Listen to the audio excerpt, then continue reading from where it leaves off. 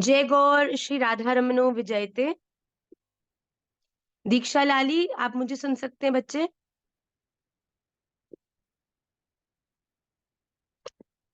मोनिका जी, आप मुझे देख सक रहे हैं, सुन सक रहे हैं क्लियरली? आप सभी का मैं आज की निमाई पाठशाला की सूत्र स्तोत्र और शास्त्र की कक्षा में बहुत बहुत स्वागत करती हूँ। पिछले बहुत हफ्तों से हम सभी श्री राधा कृपा कटाक्ष स्तोत्र को हृदयस्थ करने का प्रयास कर रहे थे और पिछले हफ्ते हम सभी ने उस प्रयास में सफलता प्राप्त की जब हमने श्री राधा कृपा कटाक्ष के आखिरी श्लोक को हृदयस्थ किया। मैं ये आशा करती हूँ कि ये ऐसा पावरफुल स्तोत्र है कि हम प्रतिदिन की प्रार्थना में कम से कम पूरे दिन में एक बार श्री राधा कृपा कटाक्ष स्तोत्र का अपने ठाकुर जी के सन्मुख गान अवश्य ही करें, क्योंकि आज हम एक नए भाव की ओर अग्रसर होने वाले हैं जिसकी भूमिका पिछली कक्षा में बहुत सुंदर रूप से बन चुकी है। और सबसे आनंद की बात यह है कि आज से ही श्री गोवर्धन जी में महाराज श्री द्वारा गोपी गीत कथा का प्रारंभ होने जा रहा है। महाराज श्री इस समय कथा को प्रारंभ कर चुके हैं और दूसरी तरफ हम लोग पैरेलल ही श्री गोपी गीत के स्तोत्र में, स्तुति में, इस गान में प्रवेश करने की भूमिका प्रारंभ कर चुके हैं। तो ये राधा रमन देव जी की बड़ी अहेतु की कृपा है और उनकी प्रसन्नता का संकेत है कि एक तरफ गुरुदेव उस विषय पर बोल रहे हैं और दूसरी ओर कक्षा में हम उसी विषय को हृदयस्थ करना प्रारंभ करने वाले हैं। तो ये भगवान भी हमसे प्रेम करते हैं, इसका बड़ा सुंदर संकेत है कि तुम जो करने जा रहे हो वो मुझे अति प्रिय है और तुम्हारी इस सेवा को मैं सहृदय स्वीकार करता हूँ। इससे सुंदर क्या हो सकता है कि गुरुदेव भी वही विषय पर बोल रहे हो जिसको आप गान करने वाले हैं। तो बड़े आनंद की बात है। आइए अविलंबित रूप से आज की कक्षा में हम प्रवेश करते हैं। श्रीमद् भगवत गीता के द्वितीय अध्याय पे हम सभी हैं। बड़ा सुंदर अपनी आत्मा, देह देह की नश्वरता और आत्मा की चैतन्यता के विषय में इस समय भगवान अर्जुन को समझा रहे हैं। तो उस विषय को और आगे बढ़ाते हुए हम चलेंगे। सबसे पहले श्री ठाकुर जी के चरणों में प्रार्थना करें कि उन्होंने हमें इस योग्य बनाया, हम पर ऐसी कृपा करी कि आज हम इस पाठशाला से जुड़कर श्री ठाकुर जी की प्रसन्नता के लिए अपनी तरफ से कोई सेवा करने का प्रयास कर पा रहे हैं। तो अपने सब नेत्र बंद कर लीजिए, अपने हाथों को जोड़ लीजिए और प्रार्थना करें। कृष्णाय वासुदेवाय हरये परमात्मने प्रणतः क्लेशनाशाय गोविन्दाय नमो नमः। सच्चिदानंद रूपाय विश्वोत्पत्त्यादिहेतवे तापत्रय विनाशाय श्रीकृष्णाय वयं नुमः। श्रीरामाय वयं नुमः। श्रीगौराय वयं नुमः। वन्देऽहं श्रीगुरौ श्रीयुतपदकमलं श्रीगुरून् वैष्णवांश्च श्रीरूपं साग्रजातं सहगण रघुनाथान् वितं तं सजीवं साद्वैतं सावधूतं परिजनसहितं कृष्ण चैतन्य देवं श्रीराधा कृष्ण पादान् सहगण ललिता श्रीविशाखान्वितांश्च अनर्पितचरिं चिरात् करुणयावतीर्णः कलौ समर्पयितुं नतोज्ज्वलरसां स्वभक्तिश्रियं हरिः पुरटसुन्दरद्युतिकदम्बसन्दीपितः सदा हृदयकन्दरे स्फुरतु वः सचिनन्दनः। श्री कृष्ण चैतन्य प्रभु नित्यानंद, श्री अद्वैत गदाधर श्रीवासादि गौर भक्त वृंद। वाञ्छाकल्पतरुभ्यश्च कृपा सिन्धुभ्य एव च पतितानां पावनेभ्यो वैष्णवेभ्यो नमो नमः। हरे कृष्णा कृष्ण कृष्ण हरे हरे, हरे राम राम राम हरे हरे। हरे कृष्णा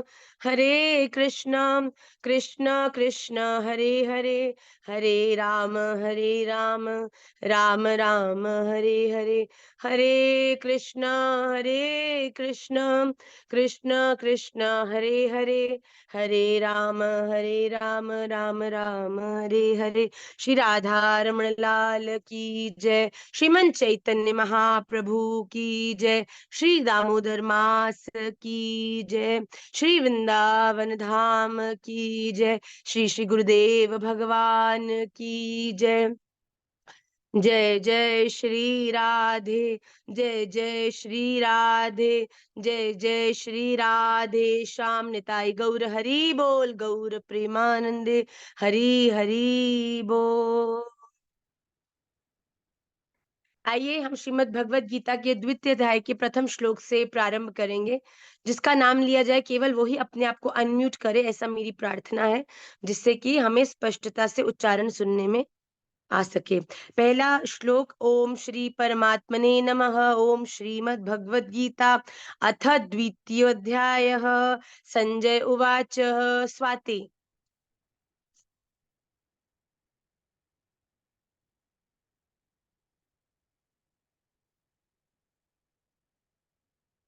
अब अनम्यूट करो बेटा। राधे राधे मैया। राधे राधे बच्चे। तं तथा कृपयाभीष्टम् अश्रुपूर्णाकुलेक्षणं विषीदन्तम् इदं वाक्यम् उवाच मधुसूदन।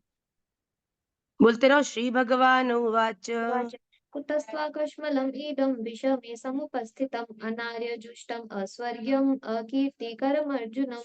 पूनम जी यूके। राधे श्याम मैया जी। राधे राधे पूनम जी। क्लव्यं मास्मगम पार्थ नैतत्त्वयुपपद्यते क्षुद्रं हृदय दौर्बल्यं त्यक्तोत्तिष्ठ परन्तप। अर्जुन उवाच कथं भीष्माहं सङ्ख्ये द्रोणं च मधुसूदन इषुभिः प्रतियोत्स्यामि पूजार्हावरिसूदन। बहुत सुंदर। गुरु अर्जुन। राधे राधे मैया। राधे बच्चे। गुरून् हत्वा हि महानुभाव श्रेयो भोक्तुं भैक्ष्यमपीह लोके हत्वार्थकामांस्तु गुरूनिहैव भुञ्जीय भोगान् रुधरि प्रदिग्धान्। भुंजीय भोगान रुधिर, री नहीं, रुधिर प्रदिग्धान। अगला। न चैतद्विद्मः कतरन्नो गरीयो यद्वा जयेम यदि वा नो जयेयुः यानेव हत्वा न जिजीविषाम स्तेव स्थितः प्रमुखे धार्तराष्ट्रः। बहुत सुंदर बेटा। सुधांशु। बिना देखे गाना ये वाला श्लोक। कार्पण्य दोषो। राधे राधे मैया। राधे राधे। कार्पण्यदोषोपहतः स्वभाव पृच्छामि त्वां धर्मसमूढचेता यच्छ्रेयस्यानिश्चितं ब्रूहि तन्मे शिष्यस्तेऽहं साधिमा त्वां प्रपन्नम्। बेटा छंद बिगड़ गया गाने में, है ना। जी मैया। यत् श्रेयस्यान्निश्चितं ब्रूहि तन्मे शिष्यस्ते हम शाधि माम त्वाम प्रपन्नम। कार्पण्य दोषोपहत स्वभावः पृच्छामि त्वां धर्म समूढ़ चेतः यत् श्रेयस्यान्निश्चितं ब्रूहि तन्मे शिष्यस्ते हम शाधि माम त्वाम प्रपन्नम। ठीक है। जी मैया। अगला श्लोक बच्चे। नहीं नहि प्रपश्य प्रपश्यामि ममानुद्याद यच्छोकमुच्छो क्षणमिन्द्रियाणाम् अवाप्य भूमा वस वसपत्नमृतं राज्यं सुराणामपि चाधिपत्यम्। बहुत सुंदर बेटा।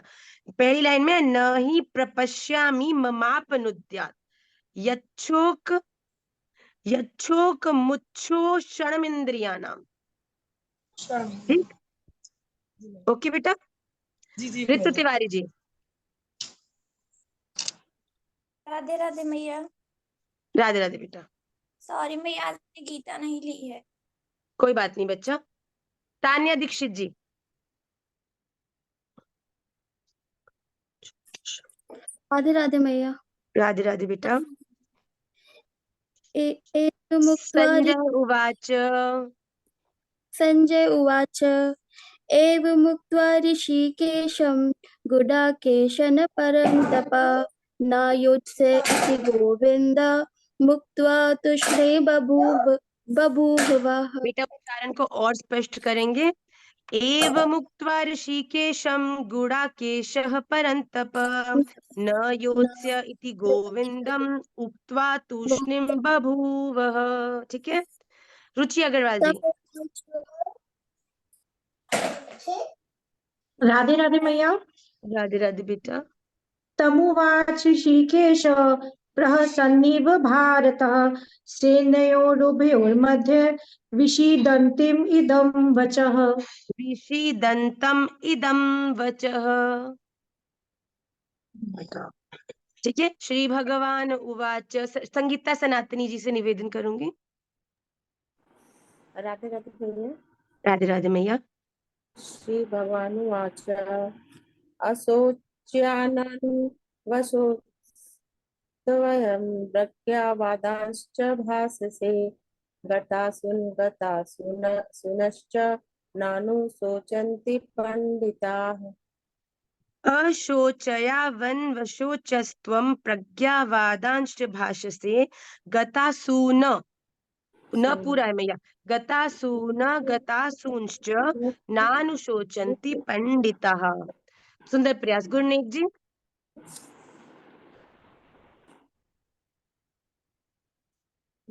गुरनेक जी बाहर है आज।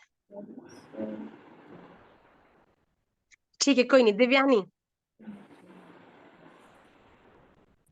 राधे राधे मैया। राधे राधे बच्चे।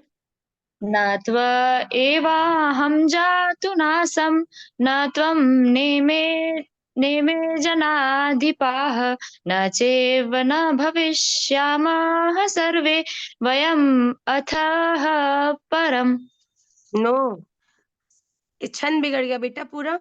इसको ऐसे गाएंगे, न त्वेवाहं जातु नासं न त्वं नेमे जनाधिपः न चैव न भविष्यामः सर्वे वयमतः परम। ओके बच्चे। जी मैया। नेक्स्ट श्लोक, नेक्स्ट श्लोक पूनम शर्मा जी।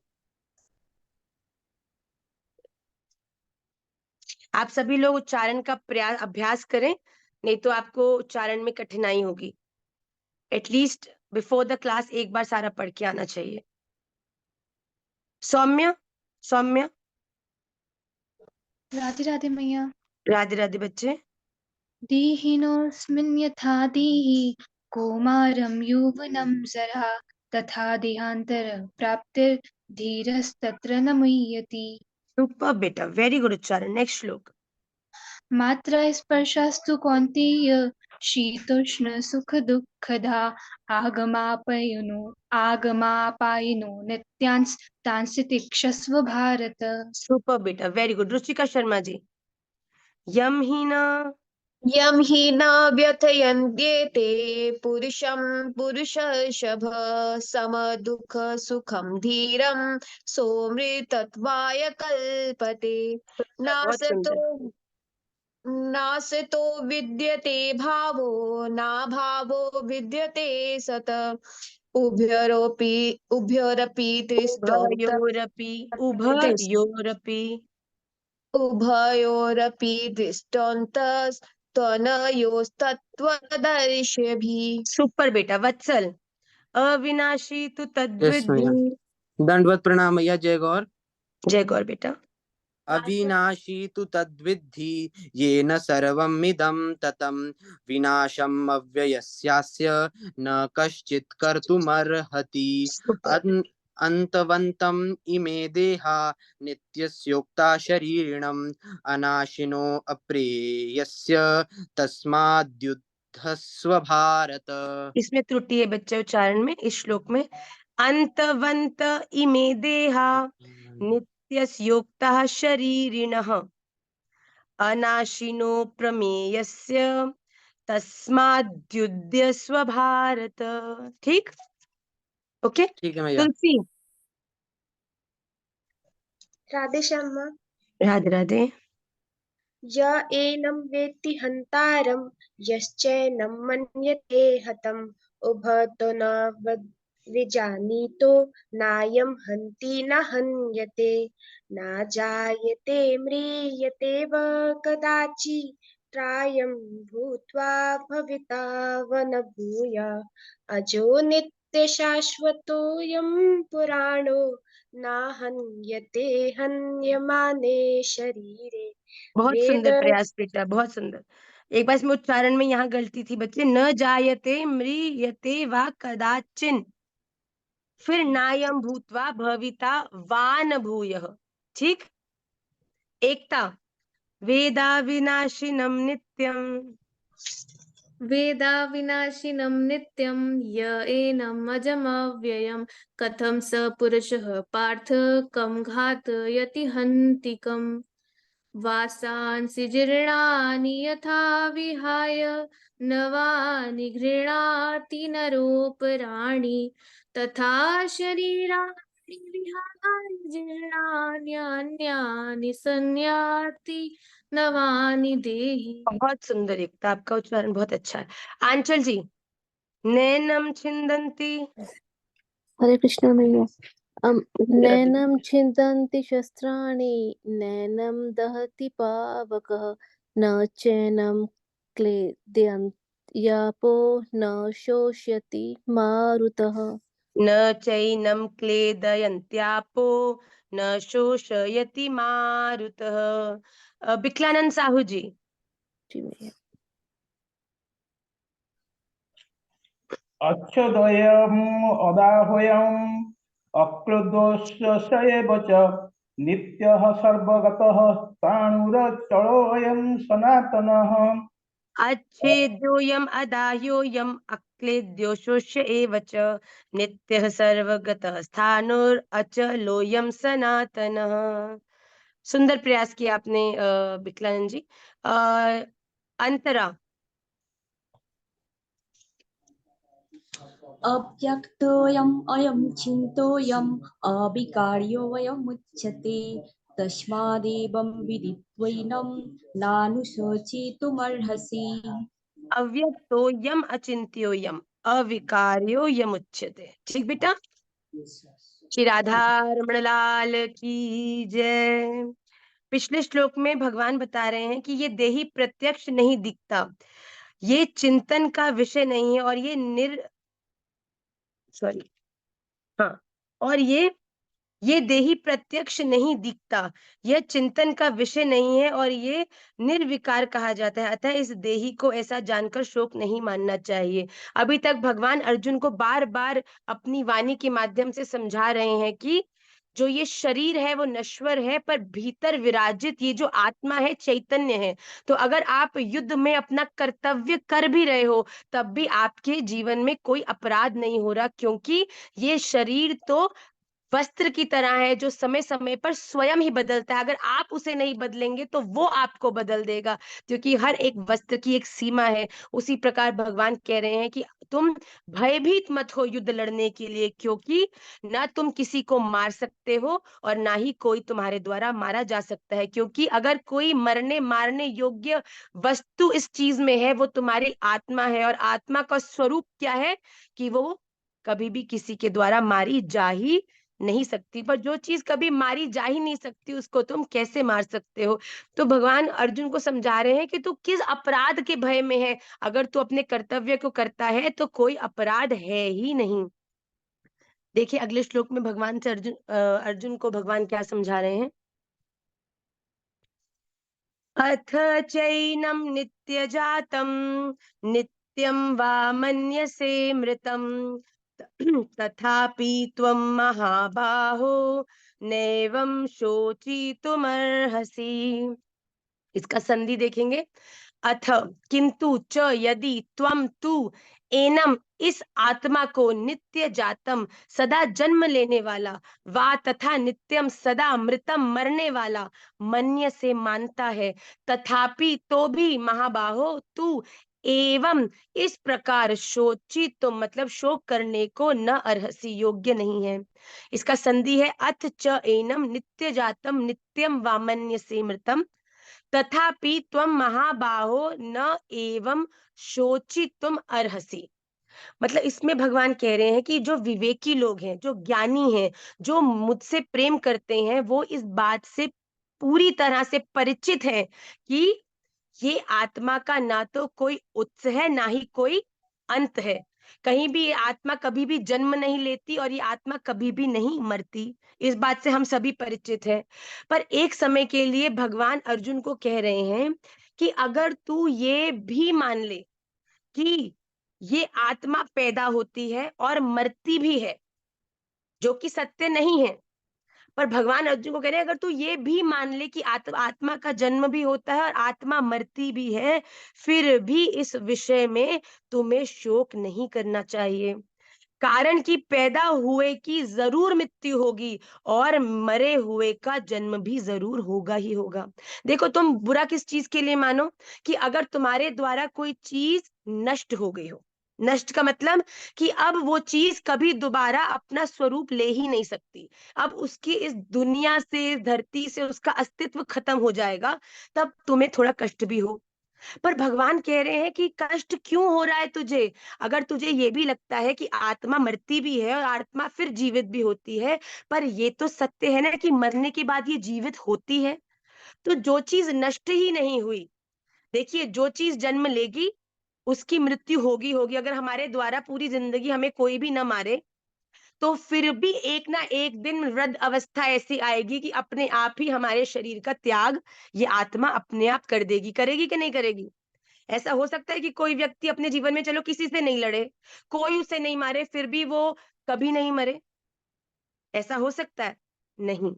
तो भगवान कह रहे हैं कि एक ना एक दिन तो सबको मरना है। इस दुनिया के जन्म का सबसे बड़ा सत्य है कि जो जन्म लेता है एक ना एक दिन उसे मृत्यु को भी प्राप्त होना है। पर मृत्यु को प्राप्त होने के बाद की जर्नी क्या है? मृत्यु के बाद, प्राप्त होने के बाद वो फिर से जन्म ग्रहण करता है। तो भगवान कह रहे हैं सबसे पहली बात तो आत्मा ना मरती है ना जन्म लेती है।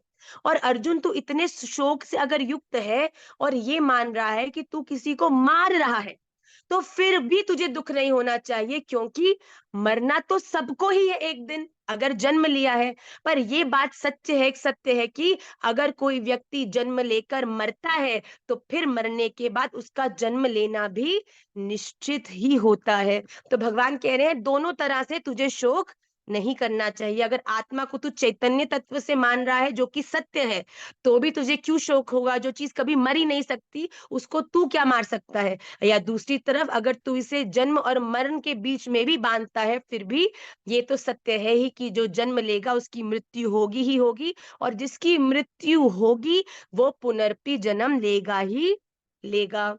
तो नष्ट तो कुछ भी नहीं हुआ। आपने भाप से जल बनाया, जल से बर्फ बनाई, बर्फ फिर दोबारा जल बन गई, और उसी जल को आपने फिर गर्म करके भाप बना दिया। तो अगर कोई व्यक्ति रोने लग जाए, तूने भाप का जल क्यों बना दिया, मेरे जल का क्या होगा, मेरी जल से तूने बर्फ क्यों बना दिया, मेरी बर्फ, मेरे जल का क्या होगा? अगर जिसके पास बर्फ है, वो बर्फ दोबारा जल भी तो बन सकती है, और जिसके पास जल है वो दोबारा भाप भी बन सकता है कि नहीं बन सकता? तो वैसे ही जो जन्म लेता है वो मृत्यु को भी प्राप्त हो जाता है, और फिर जो मृत्यु को प्राप्त हो जाता है वो फिर से जन्म लेता है, और जो जन्म लेता है वो फिर मर जाता है, और जो मर जाता है वो फिर जन्म ले लेता है। तो जब ये साइकिल चल रहा है, इसमें कोई भी कोना नहीं है। कोने का अर्थ है कोई भी एंड पॉइंट नहीं है जहां पे आके सब नष्ट हो जाना है। जब ये सर्कल में, जब ये पूरी क्रम चल रहा है, तो इसमें डरने की क्या आवश्यकता है? इसमें भयभीत होने की क्या आवश्यकता है? देखिए अगले श्लोक में अर्जुन को भगवान क्या कह रहे हैं। जातस्य हि ध्रुवो मृत्युर्ध्रुवं जन्म मृतस्य च तस्माद् परिहार्येऽर्थे न त्वं शोचितुमर्हसि। जातस्य हि ध्रुवः मृत्युः ध्रुवं जन्म मृतस्य च तस्मात् अपरिहार्ये अर्थे न त्वं शोचितुम अर्हसि।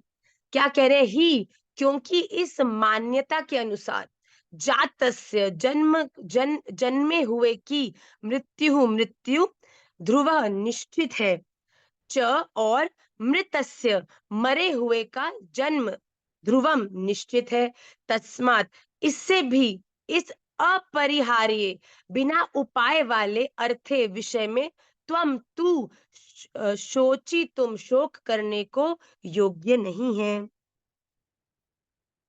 तो ये कह रहे हैं कि जब दिन है, दिन के बाद रात है, रात के बाद फिर दिन है, फिर दिन के बाद रात है, रात के बाद फिर दिन है। भगवान कह रहे हैं अगर तुमने इस बात को मान भी लिया है, इस असत्य को भी अगर तुम सत्य मान रहे हो कि आत्मा जन्म और मृत्यु के बीच में फंसी है, तब भी आत्मा के मरने के बाद फिर से वो जन्म को प्राप्त करेगी। तो इस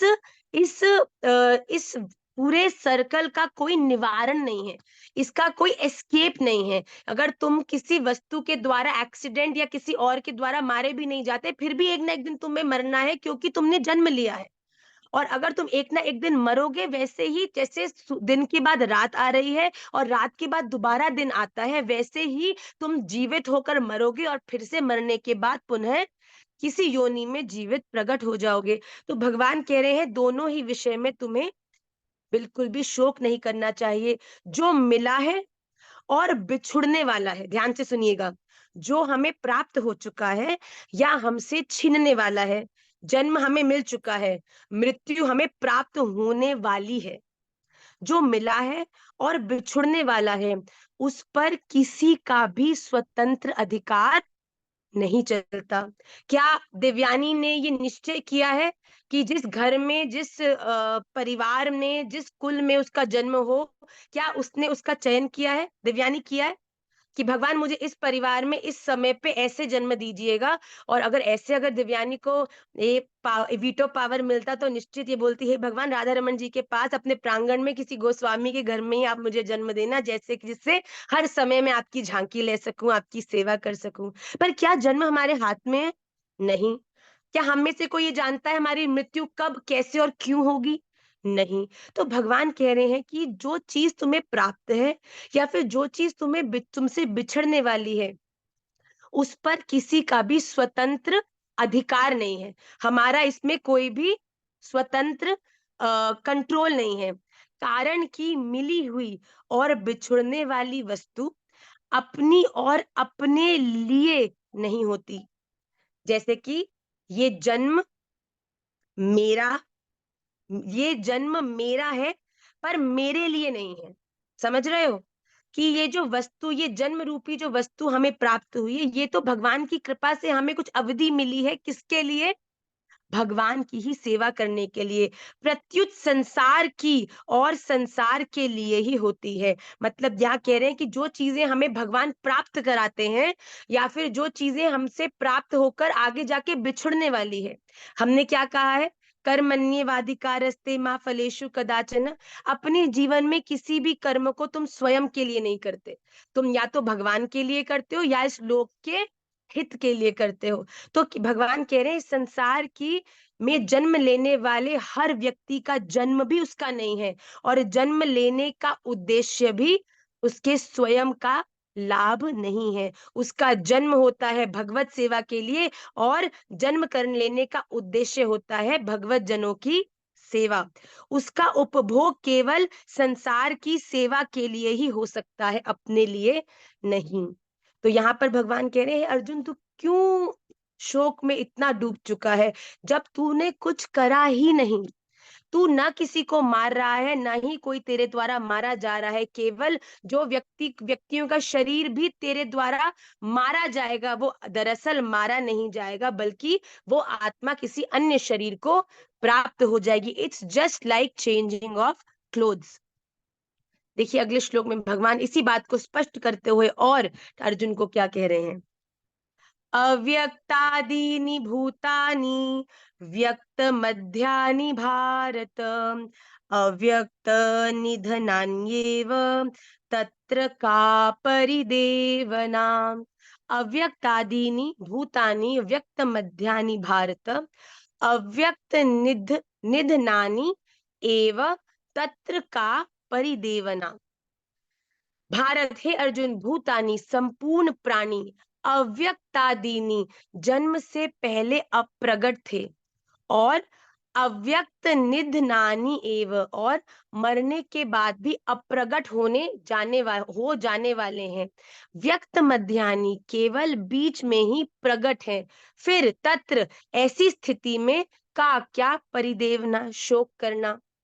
ध्यान से देखिए, इसमें भगवान कह रहे हैं सभी प्राणी जन्म से पहले हम क्या सोच के डरते हैं कि हम जन्म में हैं, फिर हम मर जाएंगे, और फिर न जाने हमारे साथ क्या हो जाएगा।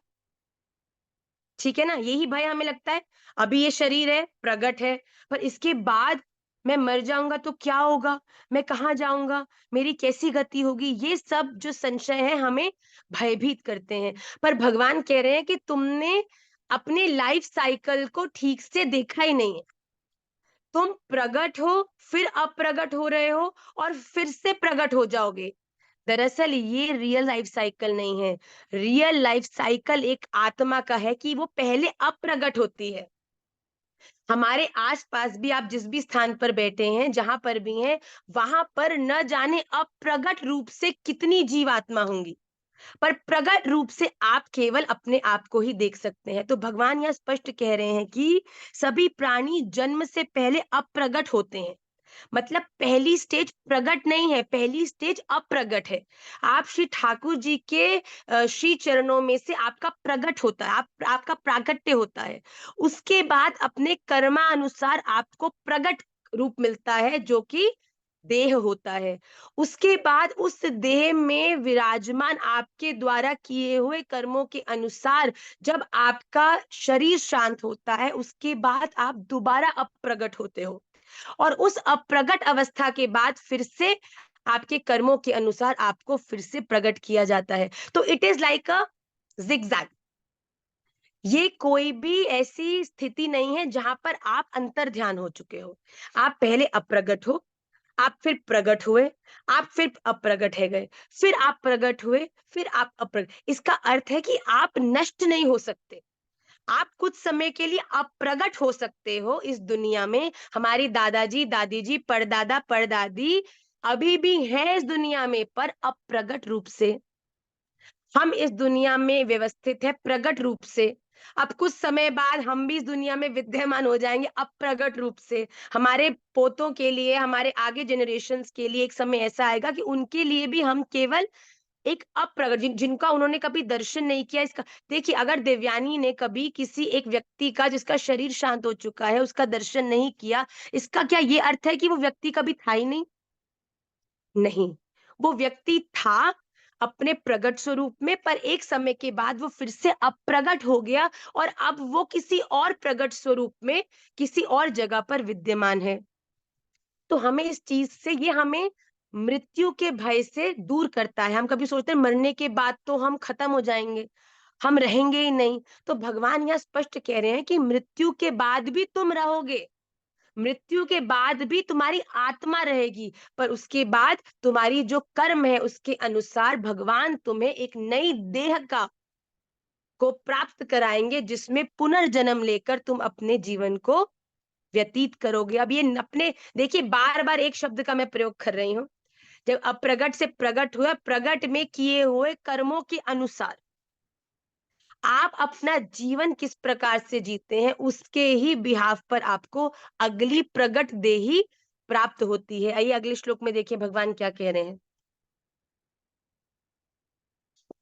आश्चर्यवत् पश्यति कश्चिदेनम्, आश्चर्यवद्वदति तथैव चान्यः, आश्चर्यवच्चैनमन्यः शृणोति, श्रुत्वाप्येनं वेद न चैव कश्चित्। आश्चर्यवत् पश्यति कश्चित् एनम्, आश्चर्यवत् वदति तथा एव च अन्यः, आश्चर्यवत् च एनम् अन्यः शृणोति, श्रुत्वा अपि एनम् वेद न च एव कश्चित्। कश्चित् मतलब कोई एक महापुरुष, मतलब कोई एक व्यक्ति, कोई एक महापुरुष ही एनम इस आत्मा को आश्चर्यवत, आश्चर्य की भांति पश्यति देखता है, च और तथा वैसे, एव ही अन्य कोई दूसरा महापुरुष इस आत्मा तत्व को आश्चर्य की भांति वदती वर्णन करता है, बताता है, च तथा अन्य दूसरा कोई अधिकारी महापुरुष ही एनम इसे आश्चर्यवत आश्चर्य की भांति श्रृणोति सुनता है। च और कश्चित कोई कोई तो श्रुत्वा सुनकर भी अपि भी एनम इसको न एव नहीं वेद जानता। यहाँ भगवान कह रहे हैं कि आत्मा के तत्व को समझना इतना कठिन है। कोई करोड़ों में एक बिरला ही होता है महापुरुष जो इस आत्मा के तत्व को अच्छी तरह से समझ पाता है और उसे स्वीकार करता है। यहाँ पे भगवान कह रहे हैं कि बड़े बड़े महापुरुष ज्ञानी वो भी इस आत्मा के इस तत्व को बड़ी हैरानी से आश्चर्यवत पश्यति। आप लोग सोच रहे हो कि आत्मा है क्या? हमारे भीतर है, फिर प्रवेश करती है, फिर बाहर निकल जाती है, फिर एक और शरीर में प्रवेश करती है, फिर जीवन व्यतीत करती है, फिर आगे बढ़ जाती है। ये बड़ा कंफ्यूजिंग है। तो भगवान कह रहे हैं अगर आपको कंफ्यूजन लग रही है इसका अर्थ है कि आप ठीक हैं, क्योंकि बड़े बड़े महापुरुषों के को भी ये जो आत्मा का तत्व है ये देखना, सुनना, बोलना बड़ा आश्चर्य कर देता है। ये इतना अलौकिक, इतना विचित्र ये जो तत्व है आत्मा का है कि इसको समझने वाला भी आश्चर्यचकित है, हैरान है, इसको बोलने वाला भी हैरान है और इसको सुनने वाला भी हैरान है। और भगवान कह रहे हैं कि ये इतना कठिन तत्व है कि बहुत लोग तो बोलने, सुनने और देखने के बाद भी इसको समझने में असामर्थ्य हो जाते हैं, इसको समझने में सफल नहीं हो पाते। ये बड़े आश्चर्य की बात है भगवान इस श्लोक में अर्जुन से कह रहे हैं। अगले श्लोक को देखो। देहि नित्यम अवध्योयम देहे सर्वस्य भारत तस्मात् सर्वाणि भूतानि न त्वं शोचितुमर्हसि। देहि नित्यम अवध्यः अयम देहे सर्वस्य भारत तस्मात् सर्वाणि भूतानि न त्वं शोचितुम अर्हसि। भारत मतलब है अर्जुन अयम यह देही आत्मा सर्वस्य सबके देहे शरीर में नित्यम सदा ही अवध्य है। तस्मात इस कारण सर्वानी संपूर्ण भूतानी प्राणियों के लिए त्वम तू शोची तुम शोक करने को न अर्हसि योग्य नहीं है। यहाँ भगवान क्या कह रहे हैं कि हर एक देही में, हर एक जीव के भीतर विद्यमान ये आत्मा अवध्य है। अवध्य मतलब जिसका वध नहीं किया जा सकता, जिसको मारा नहीं जा सकता। ये आत्मा कभी नहीं मर सकती। ये भगवान अर्जुन को समझाने का प्रयास बार बार कर रहे हैं कि तू मत मान कि आत्मा मरती है। जब कोई आत्मा मरती ही नहीं तो उस आत्मा का शरीर केवल उसका त्याग कर देता है, पर वो आत्मा पुनर्पि दूसरे शरीर को प्राप्त हो जाती है। तो भगवान कह रहे हैं जिस चीज को कभी वध ही नहीं हो सकता उसे तू कैसे मार सकता है। इसीलिए संपूर्ण प्राणियों के लिए तेरे सामने खड़ी कौरव सेना के हर एक व्यक्ति से युद्ध करके उसे इस शरीर से मुक्त करने के लिए तुझे उत्साहित हो जाना चाहिए, क्योंकि ये बिल्कुल भी शोक का विषय नहीं है। तो भगवान अर्जुन को मनुष्य देही के भीतर विद्यमान इस आत्मा के तत्व को समझाने का प्रयास करें। देखिए अर्जुन समझने की कोशिश तो करें, जैसे आप सब भी सामने बैठे हैं और बड़ा प्रयास कर रहे हैं कि आत्मा के इस तत्व को मैं समझूं, पर आगे जाके जब अर्जुन भी इस आत्मा के तत्व को एक समय पर जाकर समझने में असफल हुए हैं, तब भगवान ने अद्भुत एक निवारण अर्जुन को दिया है, जो कि आगे आने वाले श्लोकों में ही मैं उसका प्रकाश करूंगी। तो आइए आज के जो 5 श्लोक हैं उनको हम पुनर्पि एक बार उसको पढ़ते हैं। आप सभी लोग इनका पाठ अवश्य करें, वरना उच्चारण में आपको कठिनाई होगी। आज के इन 5 श्लोकों में भगवान अर्जुन को केवल और केवल इसी बात को बार बार समझाने का प्रयास कर रहे हैं कि युद्ध करना तेरा कर्म है, और अगर तू अपने कर्म को करता हुआ इन कौरवों का वध भी करेगा तब भी दिखते हुए, मरते हुए, दिखते हुए ये कौरव मरेंगे नहीं, बल्कि तुझसे पहले ये वैकुंठ में तेरे से पहले पहुंचकर मेरी सेवा में विद्यमान हो जाएंगे। यहाँ भगवान कह रहे हैं कि तेरी सामर्थ्य नहीं है कि तू किसी को मार दे, तू केवल अपने कर्मों पर ही केंद्र कर अपने जीवन में आगे बढ़ता जा। अथ चैनं नित्यजातं नित्यं वा मन्यसे मृतं तथापि त्वं महाबाहो नैवं शोचितुमर्हसि जातस्य हि ध्रुवो मृत्युर्ध्रुवं जन्म मृतस्य च तस्माद् परिहार्येऽर्थे न त्वं शोचितुमर्हसि अव्यक्तादीनि भूतानि व्यक्तमध्यानि भारत अव्यक्तनिधनान्येव तत्र का परिदेवना आश्चर्यवत् पश्यति कश्चिदेनम् आश्चर्यवद्वदति तथैव चान्यः आश्चर्यवच्चैनमन्यः शृणोति श्रुत्वाप्येनं वेद न चैव कश्चित् देहि नित्यमवध्योऽयं देहे सर्वस्य भारत तस्मात् सर्वाणि भूतानि न त्वं शोचितुमर्हसि। श्री राधा रमण लाल की जय। हम सभी लोग द्वितीय अध्याय को पाठ में लें। आइए आज हम कि आज एक नवीन भाव में हम सबका प्रवेश होने जा रहा है। बहुत हद तक गोपी गीत की जो भूमिका है, गोपी गीत क्यों गाया गया, गोपी गीत किसने गाया, गोपी गीत कब गाया गया, इस सब का जो भाव है हमने पिछली कक्षा की भूमिका में उसको मैंने आप सबको समझाने का प्रयास किया था। आप बिल्कुल भी ये समझिएगा नहीं कि गोपी कोई सामान्य स्त्री है या सामान्य बालिका है। मैं एक चीज कोई डिस्क्लेमर आपको गोपी गीत में प्रवेश करने से पहले ये देना चाहूंगी कि गोपियां कोई सामान्य बालिकाएं या स्त्रियां नहीं हैं। गोपियों ने न जाने पिछले पूर्व जन्मों में कितने कितने तप किए हैं।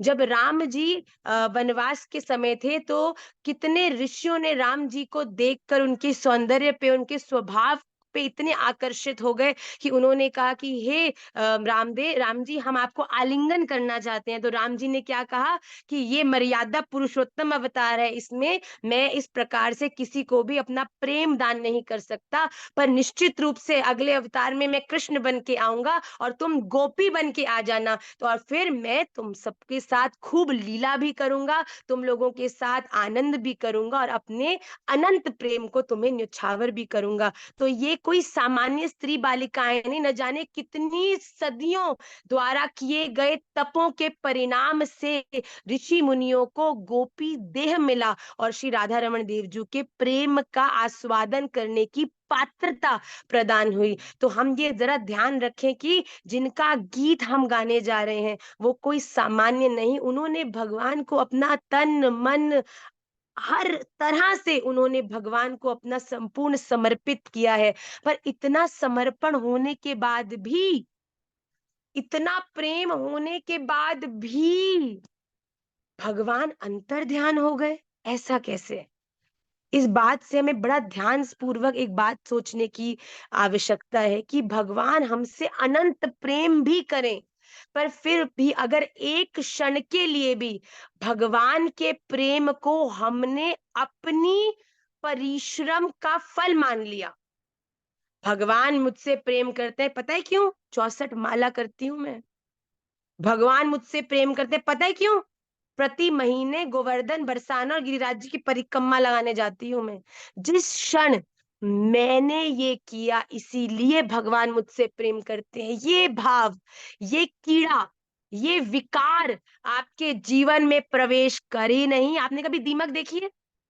दीमक लकड़ी के अंदर ही अंदर से उसको ऐसा खा जाती है, ऐसा खा जाती है कि लकड़ी बाहर से दिखने में वैसी लगती है, पर एक दिन आता है कि पूरी धराशायी होके, पूरी की पूरी चूर होके नीचे भूमि पर गिर जाती है, क्योंकि अंदर से वो कीड़ा उसे पूरी तरह से खोखला कर देता है, खा देता है, खा जाता है। इसीलिए हमारे भीतर विद्यमान काम, क्रोध, लोभ, मोह, मद, मात्सर्य, अहम, ये सारे जो विकार हमारे जीवन में, हमारे हृदय में प्रवेश होते हैं, तो वो न जाने हमारे द्वारा किए हुए कृपा के कारण भजन को हमारा उद्यम समझ के हमारे अहंकार को बढ़ा देते हैं। और जैसे जैसे आपके जीवन में अहंकार, मैंने ये किया, मैंने वो किया, मैं ऐसा करती हूँ, मैं इतनी ज्ञानी हूँ, मुझे इतना आता है, मैंने ये सोचा, जब जब अपने जीवन में ये अहंकार बढ़ता जाता है, भगवान उतना ही तुमसे दूर होते जाते हैं। ये बड़ा ध्यान करने की आवश्यकता है। मैं साची कह रही हूँ, इस कक्षा में बैठना, आपका इन कानों द्वारा सुनना, मेरे इस मुख से बोलना, ये सब में ना आपका कोई प्रयास है, ना मेरा कोई उद्यम है, ये श्री राधा रमण देव जी की कृपा है, जो आप उनके हृदय के इतना करीब गोपी गीत के भाव को सुन पा रहे हैं। और मेरे इस जीवन की ये एक अनंत कृपा का स्वरूप है कि मैं अपने मुख से उस गोपियों द्वारा जिन्होंने भगवान के अनंत प्रेम को प्राप्त किया है, उस गीत को गाने का प्रयास कर रही हूँ। हम कभी भी ये ना सोचें कि शायद मैं इसे याद करूंगी, मैं इसे ठाकुर जी को सुनाऊंगी। ये राधा रमण देव जी की हम पे कहीं प्रेम कृपा हो गई है, जो ठाकुर जी अपने इस अनंत गुह्यतम, अनंत गोपनीय, गोपी कौन है? गोपी वो नहीं है जो अपने प्रेम को दुनिया को बताती फिरती है। आपको पता है मैं राधा रमन जी से कितना प्रेम करती हूँ, आपको पता है राधा रमन जी के लिए करती हूँ। गोपी का अर्थ है जो गोपनशीला है, गोपी का अर्थ है जो अपने हृदय में भगवान के उस प्रेम को छुपाकर रखना जानती है, जो भगवान की पूरी तरह भगवान की हो चुकी है। आप ना ये मत समझिएगा कि गोपी बड़ी ही दुखी, बड़ी ही अपने जीवन में कष्ट सहती हुई कुछ स्त्रियां हैं। गोपियां ब्रज की धुरंधर है महाराज, गोपियां ब्रज में अति आनंद में ही है, गोपियां ब्रज के अंदर खूब आनंद से, खुशी से अपने परिवारों में, अपने पति बच्चान के साथ रह रही हैं। पर उनके भीतर रहते रहते भी, उनके लिए सब काम करते हुए भी, उनके लिए हर सेवा में उपलब्ध और व्यवस्थित होते हुए भी, अंदर से हर समय गोपी केवल एक ही प्रतीक्षा में लगी है कि कब भगवान की वो प्रेम रूपी वंशी बजेगी और वो वंशी मुझे भगवान के पास पुकार कर ले जाएगी। हमें भी गोपी गीत करते वक्त, गान करते वक्त, श्रवण करते वक्त केवल एक ही प्रार्थना को अपने हृदय में रखना है कि भगवान, जैसे आपने गोपियों को वंशी बजाकर बुलाया था, गोपियां तो अपने अपने घरों में, अपने अपने कार्यों में व्यस्त थी, पर भगवान ने वंशी बजाकर गोपियों को उनके घर से बुलाया। जो गोपी दूध काट रही थी, दूध काटते काटते वंशी पहुंची, वंशी ने कहा अरे गोपी, भगवान बुला रहे हैं, चलो। तो गोपी इतनी उत्साहित होगी, पहले तो तुरंत गैया को जो दूध काटते हुए काटते काटते छोड़ के भगने लगी और दरवाजे तक पहुंच गई और फिर वापस दौड़ी तो वंशी ने देखा अरे ये वापस क्यों भग गई। तो जैसे ही वापस गई तो वंशी ने क्या देखा कि गोपी ने जो दूध काट चुकी थी, उस दूध को भी भूमि पर गिरा दिया। और वंशी ने कहा अरे गोपी, ये तूने क्या किया? चल, दूध काटते काटते छोड़ के भाग आई क्योंकि वंशी ने बुला दिया, तो अब तू दौड़ी, पर काढ़े हुए दूध को क्यों गिराया? तो कहती अरे निमूड़ी, अरे मूर्ख वंशी, तू क्या जाने, अगर मैं गोपाल के सामने पहुंच गई और पहुंचकर गोपाल मेरे सामने है और मैं गोपाल के सामने हूं, वो मुझे देख रहे हैं और मैं उनको देख रही हूँ, और उस समय ये काढ़े हुए दूध का ध्यान मुझे आ गया कि उस दूध का जो मैंने काढ़ा था क्या हुआ होगा, तो वो क्षण मैं भगवान के उस रस को लेने से वंचित रह जाऊंगी। अरे कैसे मैं इस दूध के लिए भगवान के प्रेम से वंचित रह जाऊं, इसीलिए मैंने स्वयं ही इस दूध को गिरा दिया, जिससे कि अब मुझे इस दूध की कोई चिंता ही ना है। अब जब मैं भगवान के सामने होंगी तो बस मैं भगवान की होंगी और भगवान मेरे होंगे। वंशी दूसरी गोपी के पास पहुंची, दूसरी गोपी अपना श्रृंगार कर रही थी।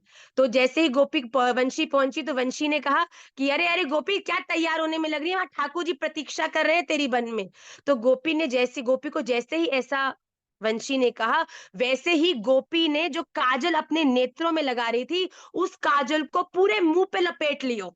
तो वंशी कहती अरे अरे गोपी, ये तू क्या कर रही है, पूरे एक बोड़े के ऊपर तूने कालिक पोंछ लिया, अरे ठाकुर जी तुझे देखकर क्या सोचेंगे। वंशी को देखकर गोपी जोर जोर से रोने लगी। अरे तू क्या जाने इस विरह अग्नि में कितनी मैं तपी हूँ, आज अपने ठाकुर के प्रेम में उसको दिखाना चाहती हूँ कि देख तू शामिल, तो तेरे प्यार में आज मैं भी शामिल है गई प्यारे। तो वो श्याम वर्ण की गोपी बनकर ठाकुर जी के पास दौड़ी हैं। एक गोपी को जल्दी से बुलाया, जल्दी आ गोपी, जल्दी जल्दी आ, ठाकुर जी बुला रहे हैं। गोपी इतनी उत्साहित होगी तो जो ऊपर की चोली है वो नीचे पहन ली और नीचे के घाघरे को ऊपर से पहन लिया। वंशी कहती, अरे मूर्खा ये क्या कर रही है, ठाकुर जी हंसेंगे, चोली को नीचे पहन रही है और लहंगे को ऊपर पहन रही है। तो गोपी वो भी रोने लगी, कह रही अरे अरे तू क्या जाने, ये दुनिया वाले हैं जो मेरे स्वरूप से प्रेम करे हैं, ये दुनिया वाले हैं जो मेरी बातों से प्रेम करे हैं, ये दुनिया वाले हैं जो मेरे कामों से प्रेम करे हैं, पर एकमात्र मेरा गोपाल ही तो है जो मेरे इस रूप में रुचि ना रख के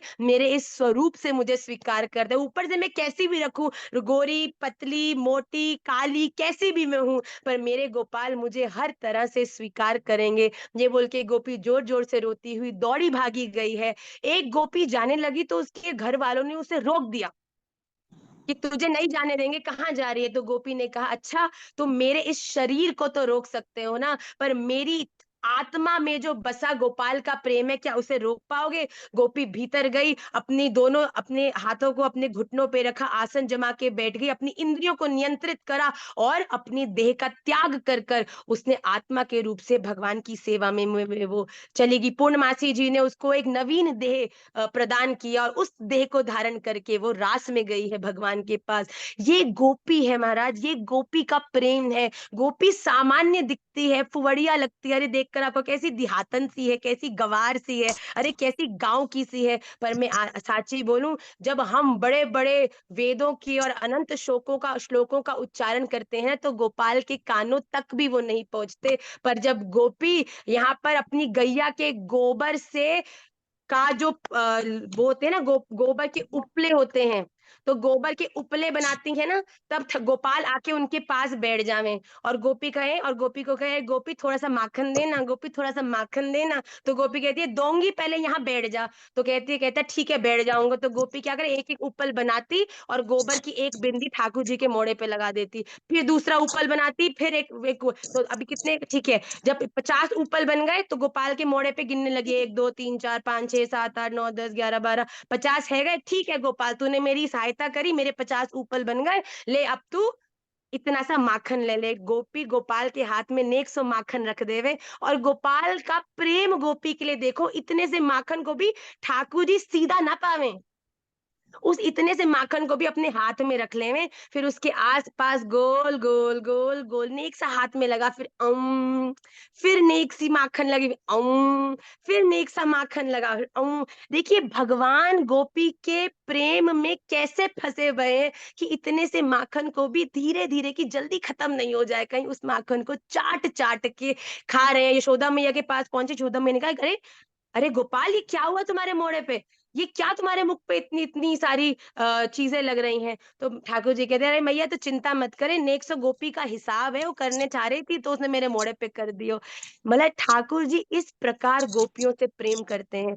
तो गोपियां ये सब छोड़ के अपने एक बड़े अच्छे जीवन को छोड़कर ठाकुर जी के प्रेम के लिए सब कुछ का परित्याग करके दौड़ी हैं। तो किसी ने कहा कि ठाकुर जी तो हर एक के भीतर विद्यमान है, भगवत गीता में हम पढ़ ही रहे हैं कि हर एक के भीतर ठाकुर जी विराजमान है। तो एक गोपी से वंशी ने पूछा कि ठाकुर जी तो बुला रहे हैं, पर तू ये बता कि तू पति की सेवा में रहती है, बच्चान की सेवा में रहती है, तो उनमें भी तो तेरे ठाकुर ही विद्यमान है, तो क्यों तू दौड़ रही है। तो उसने कहा, गोपी ने बड़ी सुंदर बात बोली, एक साची बात बता वंशी, क्यों मेरे हृदय से खेलती है, क्यों मुझ तरसाई हुई को और तरसा रही है, क्यों इतने वर्षों की मेरी प्रतीक्षा में और तू विलंब करती है। वंशी तू एक बात बता, अगर किसी प्रिया का प्रिय दूसरे शहर में काम करने गया हो और जब वो प्रिया प्रतिदिन उसको याद करे तो प्रेम में जाके उसकी फोटो के सामने एक फूल चढ़ा दे, फोटो के सामने तिलक कर दे, अपने प्रेम को व्यक्त करते हुए कि अरे जी मैं आपको बड़ा कर की बड़ी याद आती है। पर वंशी दूसरी तरफ तो ये बता कि एक दिन जब वही स्त्री उस चित्रपट को तिलक लगाने जा रही हो और घंटी बज जाए और द्वार खोला जाए और द्वार पर स्वयं प्रत्यक्ष उसका पति खड़ा हो, तो तब भी क्या वो स्त्री चित्रपट पर ही तिलक लगाएगी कि अपने असली खड़े हुए पति को प्रेमालिंगन कर कर तिलक करेगी। तो वंशी ने कहा, अरे बिल्कुल, जो जिसके चित्रपट को तुम तिलक लगा रही हो, अगर वो सचमुच आ जाएगा तो निश्चित तुम अपने प्रत्यक्ष पति को ही तिलक करोगी। तो गोपी ने कहा वही तो बात है ना, मेरे इस जीवन में ये सभी लोग मेरे लिए राधा रमन जी के वो चित्रपट जैसे हैं जिनकी सेवा में मैं विद्यमान रहती हूँ। क्यों?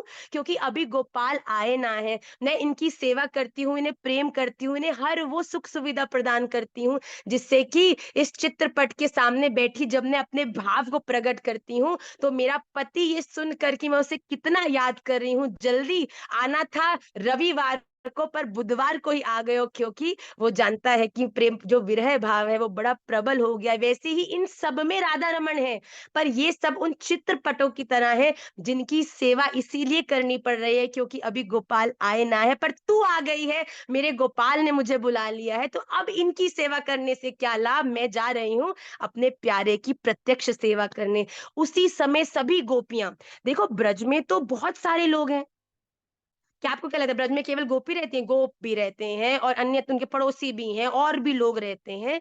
तो केवल जब वंशी बजी, अब एक बात बताओ, पूनम जी अपने घर में बैठी हैं, अब घर में बैठे बैठे घंटी बजेगी तो घर में होने वाले रहने वाले घर में उस समय प्रेजेंट हर बंदे को घंटी सुनेगी कि नहीं सुनेगी? बताओ। कि केवल पूनम जी के भी कानों में कोई अलार्म लगाएगी, जब घंटी बजेगी टिन केवल इनके कानों में बजेगी? तो जब वंशी बजी है, वंशी गई है, जब वंशी बजी है तो वंशी तो जोर से ही बजी है, पर सुनी केवल केवल गोपी ने, ऐसा क्यों? बात तो समझ की है। घंटी बजती है, घर में हर व्यक्ति को सुनती है। अगर घंटी केवल एक व्यक्ति को सुन रही है, इसका अर्थ क्या है कि वो घंटी एक्सक्लूसिवली उस व्यक्ति के लिए लगाई गई। जैसा कि बड़े घरों में किचन के अंदर रामू जी के लिए घंटी लगाई जाती है कि जब किसी को कोई काम होता है साहब जी को, तो वो घंटी बजाते हैं, तो घर के और कमरों में घंटी नहीं बजती, पर रामू जी के कमरे में घंटी बजती है कि रामू जी साहब जी के कमरे से घंटी बजी है जी, आइए। होता है कि नहीं होता ऐसा?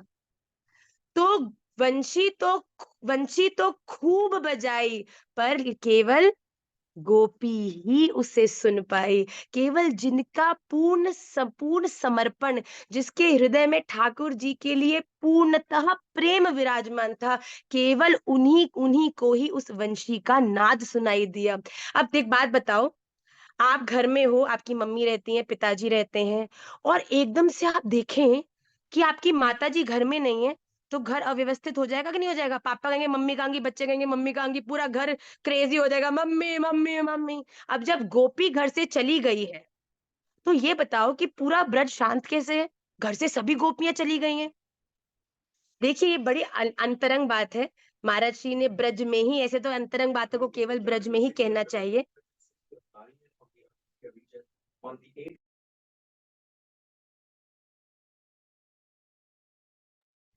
मैं गोपी गीत गा रही हूँ और सीरी जो है वो अपने आप बोलने लग गई कुछ कुछ। तो मैं क्या बोल रही थी कि गोपियां ब्रज में, गोपियों को ठाकुर जी ने बुलाया, सब उसी क्षण अपना अपना घर छोड़कर ठाकुर जी के पास आ गए।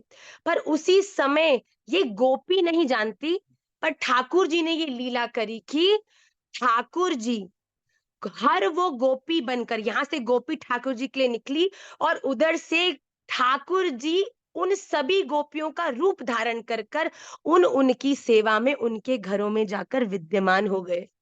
इस प्रकार घर में किसी को पता नहीं है कि घर में गोपी नहीं है। घर में गोपाल गोपी बन के सेवा कर रहे हैं, पति की, सास की, बच्चन को खिला रहे हैं, और यहाँ पर गोपी घर छोड़कर ठाकुर जी की सेवा में गई। अब यहाँ पर प्रेम और कब बढ़ता है? जब एक प्रिय को प्रिया से मिलने जाना होता है, पता है केवल 10 मिनट है, घर से छुप करके आई हूँ, 10 मिनट में वापस पहुंचना है। 10 मिनट फिर ऐसे है जाएं कि बस वो 10 मिनट में ही तुम अपने जीवन के कितने ही घंटों का अनुभव कर लो। होता है कि नहीं होता? बड़ा छोटा सा समय हो किसी प्रेमी के साथ, तो तुम कहते हो बस तुम और कोई बात मत करो, बस मैं तुम्हें देखते रहूं, तुम मुझे देखते रहो, हम केवल किसी और के बारे में ना बात करें, कि केवल अपने बारे में ही बात करें। तो भगवान ने गोपी को ये नहीं बताया है कि तुम चिंता मत करो, घर वापस चली जाना, वहां पे मैं आ गया हूं एक रूप से। तो गोपी के हृदय में क्या भय है? घर जाना है, पति उड़ जाएगा, बच्चे उड़ जाएंगे, कहेंगे कहाँ चलेगी, बड़ी बदनामी हो जाएगी। ये भाव से गोपी आई है, तो गोपी का जो मिलन है वो और उत्साहित हो गया है। क्योंकि मिलने का समय कम है, क्योंकि घर से छुप के आई हैं। पर यहाँ गोपाल ने, हम ये सोचते हैं अरे ये कैसे होगा, वो कैसे होगा, बड़ी डांट पड़ेगी, बड़ी मार पड़ेगी, पर राधा रमन जी सब कुछ व्यवस्थित करते हैं। हम देख नहीं पाते, हम जान नहीं पाते, पर न जाने किस रूप में आके कौन सी व्यवस्था को हमारी बिल्कुल दृढ़ कर जावे, हम समझ भी नहीं पाएंगे, पर वो हमारा पूरा आनंद से वो व्यवस्था हो जाएगी। इसीलिए गोपी भगवान के पास आ गई और भगवान गोपी बनकर उनके घरों में व्यवस्थित हो गए। गोपियां पहुंची हैं भगवान के पास, भगवान ने सबका स्वागत किया है, अरे आइए आइए, वाह वाह वाह वाह, आप कैसी हैं, अरे अरे। ठाकुर जी ने पहले स्वागत तो बड़े प्रेम से किया। देखिए ये एक चीज बड़ी समझने की वाली है कि भगवान ने गोपियों का स्वागत किया। हम जैसे ही भजन में विद्यमान होते हैं, हमारी दीक्षा होती है, ठाकुर जी से संबंध बनता है, भजन में बड़ा मन लगने लगता है, उसी समय हम सबके जीवन में कोई ना कोई ऐसी डिस्ट्रैक्शन आती है जिसके कारण हमारा भजन अस्थिर हो जाता है। परिवार में कुछ हो गया, जॉब का टाइमिंग बदल गया, जॉब छूट गई, कोई और स्ट्रेस आ गया, कोई और डिप्रेशन हो गया, इस कारण से हमारा भजन डगमगाता है। उस समय हम क्या करते हैं, अपने जीवन के भजन को हम लोग इंपॉर्टेंस देना बंद कर देते हैं और उस परिस्थिति में उलझ जाते हैं जिससे हमारा भजन खराब हो जाता है। होता है कि नहीं होता? हमारे साथ भी होता है, आप में सबके साथ भी होता होगा। तो गोपियों के साथ ऐसा ही हुआ। देखो गोपियां भगवान से संबंधित है, इसलिए गोपियां पहुंची तो सही, पर पहुंचते ही भगवान ने क्या कहा, अरे गोपी तुम लोग इतनी रात को यहाँ आई हो, मतलब घर वाले क्या सोचेंगे, बाकी गांव वाले क्या सोचेंगे, तुम्हें लाज लज्जा है कि नहीं है?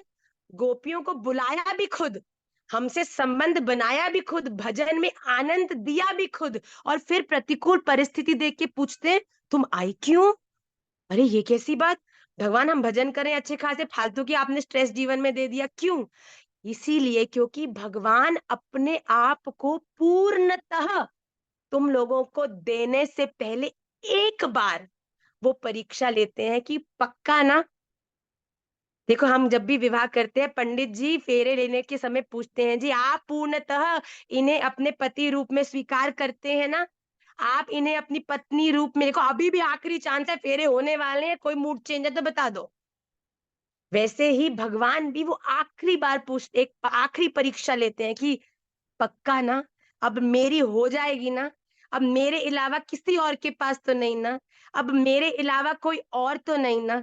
जब गोपी इस अस्थिरता में भी वहां खड़ी होकर रोने लग जाती है, अरे गोपाल दिया मन हमने इस दुनिया में, दिया मन हमने अपने पतियों को, बच्चों को, परिवार वालों को, पर उन्होंने कहाँ हमारे इस प्रेम का सम्मान किया। पर एक तुम हो जिसको हम प्रेम ना भी करें पर सदा हमें प्रेम करने के लिए तत्पर रहते हो, नहीं जाना हमने वापस, केवल आपकी ही सेवा करनी है सदा। जब भगवान ने पूर्णतः उन गोपियों की परीक्षा लेकर ये जान लिया कि गोपी भगवान की थी, गोपी गोपाल की थी, गोपी गोपाल की है और गोपी गोपाल की ही रहेंगी, गोपी जन वल्लभ भगवान को कहा जाता है कि गोपी जनों के वल्लभ, उनके प्रिय हैं भगवान श्री राधा रमन। तो फिर उसके बाद गोपियों के साथ भगवान ने रास में प्रवेश किया है। जब भगवान रास में प्रवेश हुए, खूब आनंद से सभी गोपियां ठाकुर जी के संग आनंद कर रहे, नृत्य कर रहे। देखिए यहाँ पर दो बातें बड़ी विशेष समझने वाली हैं। सबसे पहली बात, ये बात हम पूरी तरह बार बार अपने दिमाग में, ध्यान में बसा लें कि जिनके बारे में हम चर्चा कर रहे हैं या आगे करने वाले हैं, वो कोई आप हम जैसे लौकिक व्यवहारिक मनुष्य नहीं है।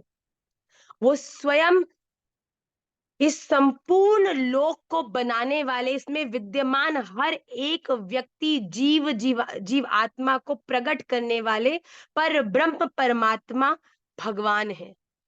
तो हम ये एक क्षण के लिए भी नहीं पूछे अच्छा इन्होंने ऐसे किया तो हम भी कर लें। भगवान ने तो बहुत कुछ किया है, कालिया के फन पर भी नृत्य किया, जरा एक सांप पकड़ के दिखाओ। भगवान ने तो गिरिराज जी भी धारण किए हैं, तो आप जरा 50 किलो के पत्थर को जरा 5 मिनट ही पकड़ के दिखा दो। भगवान के साथ अपनी तुलना नहीं करें, ये आप बार बार ध्यान रखें। भगवान के बारे में बहुत लोग बहुत बार बोलते हैं कि अरे भगवान ने रास रचाया, रास रचायो, रास रचायो, लड़कियों के साथ नृत्य कियो। पहली बात मैं आपको स्पष्ट कर चुकी हूँ कि ये गोपियां गोपियां नहीं बल्कि ऋषि मुनिवर हैं, जिन्होंने गोपी देह प्राप्त किया है केवल भगवान के प्रेम को प्राप्त करने के लिए।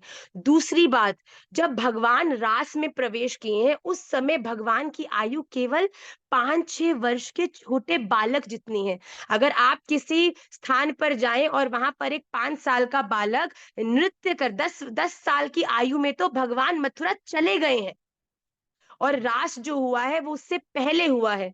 तो भगवान जब 7-8 6-7 वर्ष के बालक थे उस समय रास भगवान ने किया। और अगर आप किसी स्थान में, हमारी छोटी लाली चैतन्य 6 वर्ष की है, अगर आप चैतन्य जितने बालक को कुछ माताओं के साथ नृत्य करते देखेंगे तो क्या आपके हृदय में किसी अनर्गल भाव का प्रकाश होगा? आपको कितना प्यार आएगा कि किस प्रकार छोटा सा बालक स्त्रियों के साथ या अपनी लड़कियों के साथ नृत्य कर रहा है, या अन्य जनों के साथ। और वो अन्य जन भी कोई सामान्य नहीं है, मैंने पहले बताया, वो देह में गोपी है, वो देह में स्त्री है, पर अंदर से वो ही ऋषि मुनिवर हैं। तो हमें इस चीज का बड़ा ध्यान रखना है कि हम ये समझ जाएं कि ये लीला कर कौन रहा है? स्वयं भगवान, जो इस दुनिया में सब कुछ जो क्या कर सकते हैं, कर्तुम अकर्तुम अन्यथा कर्तुम समर्थः कृष्णः। जो हम कर सकते हैं वो भी भगवान कर सकते हैं, जो हम नहीं कर सकते वो भी भगवान कर सकते हैं, और जो हम सोच भी नहीं सकते वो भी भगवान कर सकते हैं।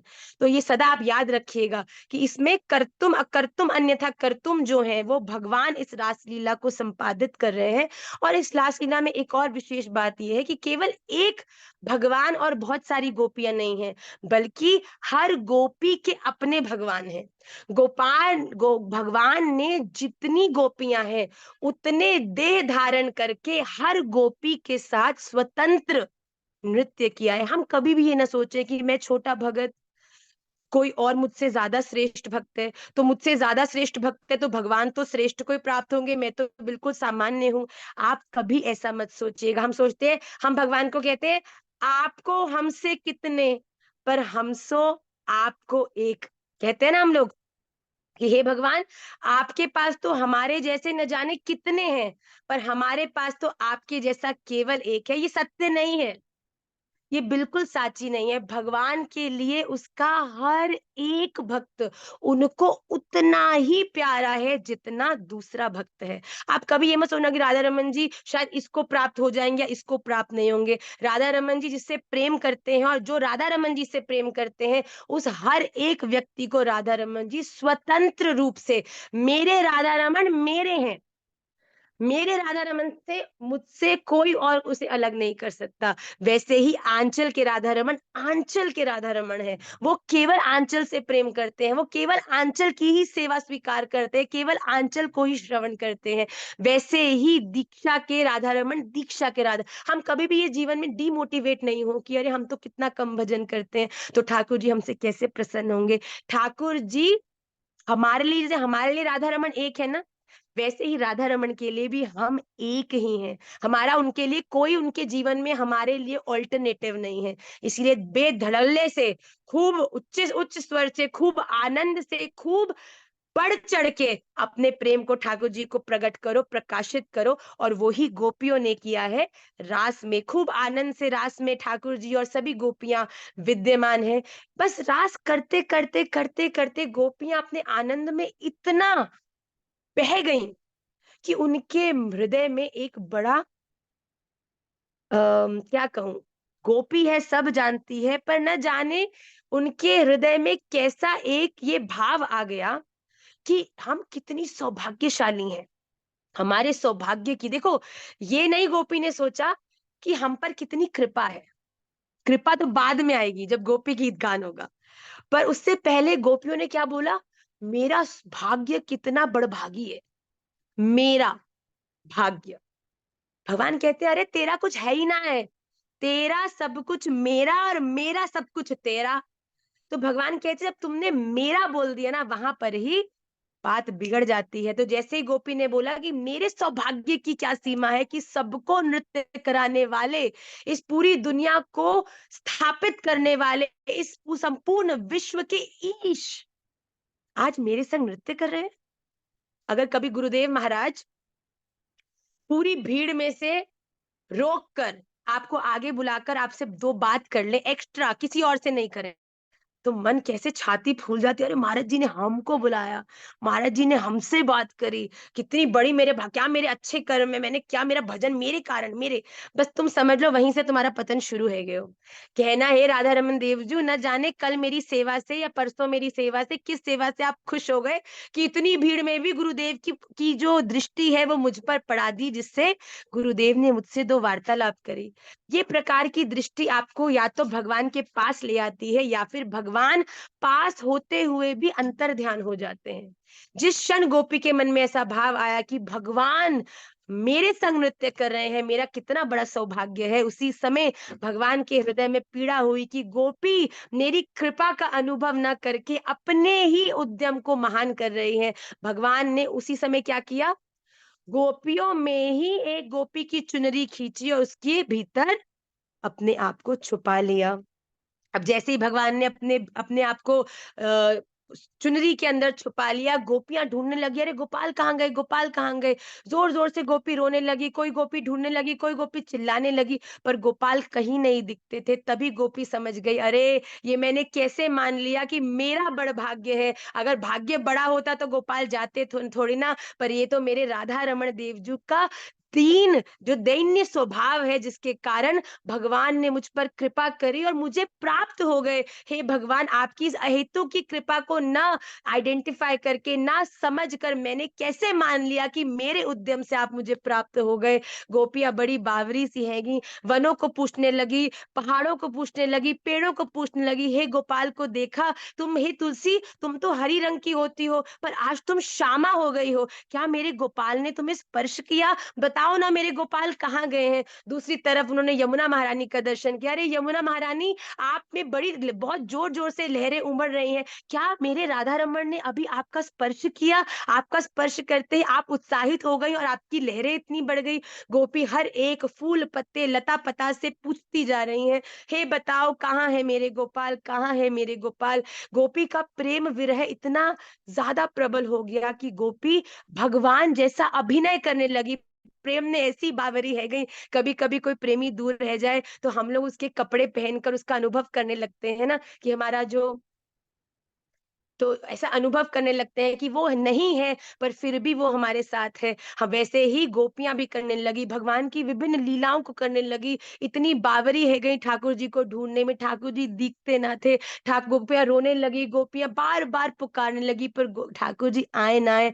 पर थक कर, हार कर, अपनी इस ग्लानि को ठीक कर कर जब गोपियों ने एक संग एक ही स्वर में ठाकुर जी को पुकारा, तब ठाकुर जी ने उन पर कृपा करी। और क्या कहकर पुकारा, जो कि हम आज जिसमें प्रवेश करने जाएंगे, ये वो गीत है जो आपको ठाकुर जी के पास ले। हमारे जीवन में बहुत सारे डिस्ट्रैक्शंस होते हुए भी गोपी गीत का प्रतिदिन गान आपको भगवान के और करीब ले जाता है, आपको ये बार बार याद दिलाता है कि भगवान की ही प्रेम कृपा है जिसके कारण आज आप अपने जीवन में जिस भी स्थान पर हैं, जो भी आनंद का, शांति का अनुभव कर रहे हैं, वो केवल उनके कारण ही आपके जीवन में है। गोपियां जोर जोर से रोती हुई गोपी गीत का गान करती हैं। आइए आज हम पहले जो गोपी गीत का प्रथम श्लोक है, श्री गोप्य उचुहु। देखिए गोपी गीत जब गाएंगे ना तो सीधा पहले श्लोक से नहीं गाना, क्योंकि जब आप गोप्य बोलते हैं ना तो गोपी का स्वर ऐसा है कि राधा रमन लाल गोपी सुनते हैं ना तो ये भूल जाते हैं गोपी है नहीं है, क्यों है, कैसे है, बस गोपी सुनते हैं और तुरंत वहां आ जाते हैं। तो अगर आप श्री गोप्य उच्चु करेंगे ना तो उसी क्षण राधा रमन जी वहां प्रकट हो जाएंगे। और जब आप उस, अब यहाँ क्या गोपियों ने करना शुरू किया, जब भगवान अंतर ध्यान हो गए उस समय गोपी भगवान के सामने भगवान की ही बढ़ाई करने लगी। अरे आप क्यों मेरे से नाराज हो गए, आप तो भगवान हैं, आप के कारण तो हम सब हैं। अगर आप ही नहीं रहेंगे तो हम कैसे रहेंगे? भगवान को बड़े सारे कारण देने लगी कि भगवान हमने गलती करी सो गरी, पर आप हमें छोड़कर यह गलती कैसे कर सकते हैं? हम तो नाजान हैं, हमको तो कुछ मालूम नहीं, हम तो अज्ञानी अविवेकी हैं, पर आप तो ज्ञानी है ना, पर आप तो विवेकी है ना, आप तो सब जानते हैं ना। तो हमसे गलती हो गई, पर आप हमें छोड़कर ऐसी बड़ी गलती मत करना भगवान। गोपी रो रो के ठाकुर जी से क्या कह रही हैं? श्री गोप्यौचु जयति तेधिकम् जन्मना व्रज श्रयत इंदिरा शश्वदत्र हि दयित दृश्यता दिक्षुतावका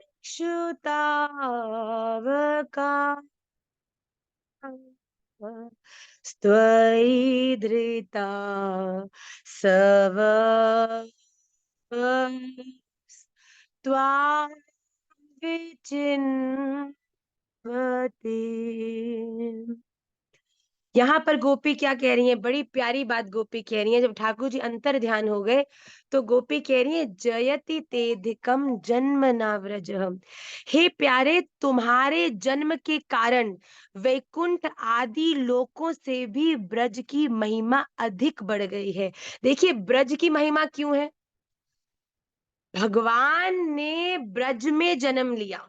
देखो इस पूरी दुनिया में कितने राज्य हैं, कितने क्षेत्र हैं, सिटीज हैं, स्टेट है, पर भगवान ने स्वयं वृंदावन धाम का चयन किया है कि मैं यहाँ पर जन्म लूंगा। तो यहाँ कह रही हैं गोपियां कि अनंत वैकुंठों से भी ज्यादा अधिक ब्रज की महिमा है। क्यों?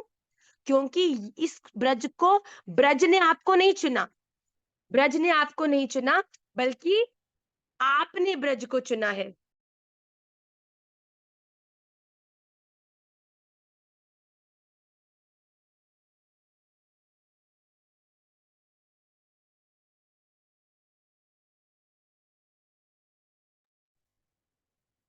तो यहाँ पर गोपी कह रही हैं कि ब्रज ने आपको नहीं चुना, आपने ब्रज का चयन किया है कि आप ब्रज में जन्म लोगे। तो भगवान जी का कह रही है, तुम्हारे जन्म के कारण वैकुंठ आदि लोकों से भी ब्रज की महिमा अधिक बढ़ गई है। गोपी क्यों कह रही है? क्योंकि ब्रजवासी कौन है? अब ब्रज को आपने चयन किया, तो ब्रज में रहने वालों का चयन भी तो आपने स्वयं ही किया है। तो जयति तेदिकम जन्मना व्रजः श्रयत इंदिरा शश्वदत्र ही। अब क्या कह रहे हैं? तभी तो सौंदर्य और मृदुलता की देवी लक्ष्मी जी भी अपना निवास स्थान वैकुंठ को छोड़कर यहाँ नित्य निरंतर निवास करती हैं।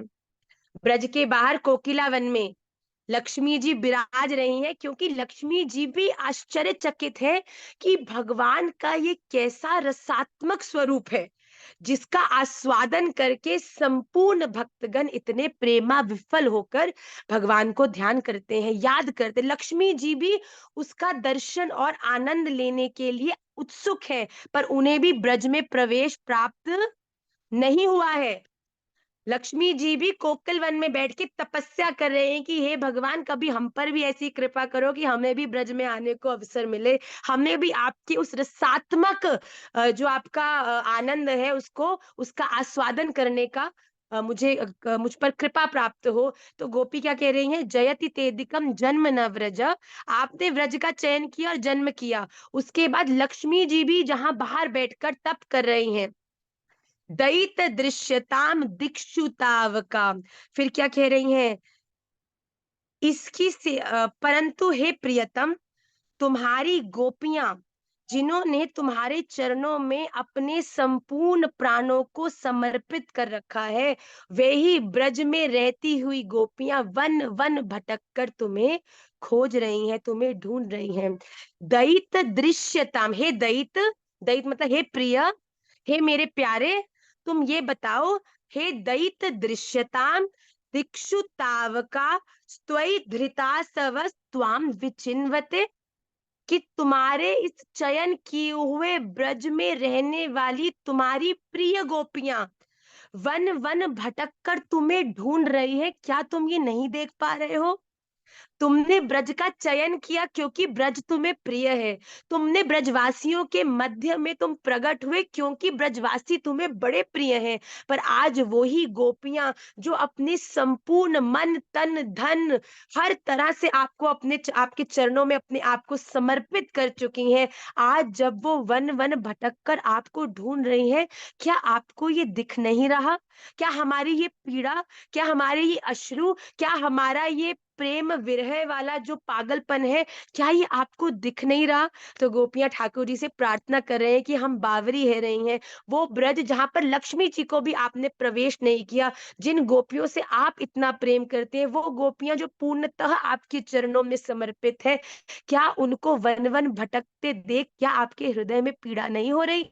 क्या हम ही आपसे प्रेम करती हैं? क्या आप हमसे प्रेम नहीं करते? ऐसा कहकर गोपी जोर जोर से रो रही है और वन वन भटक कर ठाकुर जी का आवाहन कर रही हैं, उन्हें पुकार रही हैं। एक बार फिर से हम प्रथम श्लोक का गान करेंगे। मैं क्षमा चाहती हूँ क्योंकि गोपी गीत की भूमिका थी और मुझे बड़े आनंद का विषय है कि एक भी बालक ने कक्षा को लीव नहीं किया इतनी देर में। आज 2 घंटे कक्षा हो गई आज। पर जब गोपी आती है, गोपी गीत आता है, गोपी भाव आता है, तो समय की कोई मर्यादा नहीं होती। बस राधा रमण होते हैं और गोपी होती है और कुछ नहीं होता। तो इसीलिए आइए हम एक बार फिर से प्रथम श्लोक का गान करें। जो आज का सूत्र है, I will upload it on Instagram, उसमें से आप उसका दर्शन कर सकते हैं बिकॉज ऑलरेडी 2 घंटा हो चुके हैं। श्री गोप्य उचुः जयति तेधिकम् जन्मना व्रज श्रयत इंदिरा शश्वदत्र हि दयित दृश्यता दीक्षुतावका त्वयि धृता सव त्वा विचिन्वते। आप सभी लोग श्री गोपी गीत के प्रथम श्लोक का गान करें और इसे हृदयस्थ करें, ऐसी मेरी आप सबके चरणों में प्रार्थना है। अगले मंगलवार हम गोपी गीत के द्वितीय श्लोक में प्रवेश करेंगे। आप सबके जीवन परिवर्तन, आपके भजन में एक बहुत बड़ा आनंद और कहते हैं ना आपकी एकाग्रता को विद्यमान करने वाला एक बड़ा अद्भुत एक परिवर्तन आपके भजन में आने वाला है। इस गोपी गीत को हृदयस्थ करने की जर्नी में तो आप सब लोग से मेरा बारंबार निवेदन है कि आप निश्चित रूप से गोपी गीत के हर श्लोक को पूरे हफ्ते में याद करें ही करें। इसी के साथ आज की कक्षा को हम विश्राम करते हैं। आप सबके श्री चरणों में अपना दंडवत प्रणाम करती हूँ। अगले बुधवार पुनः मिलेंगे। श्री राधा रमन लाल की जय।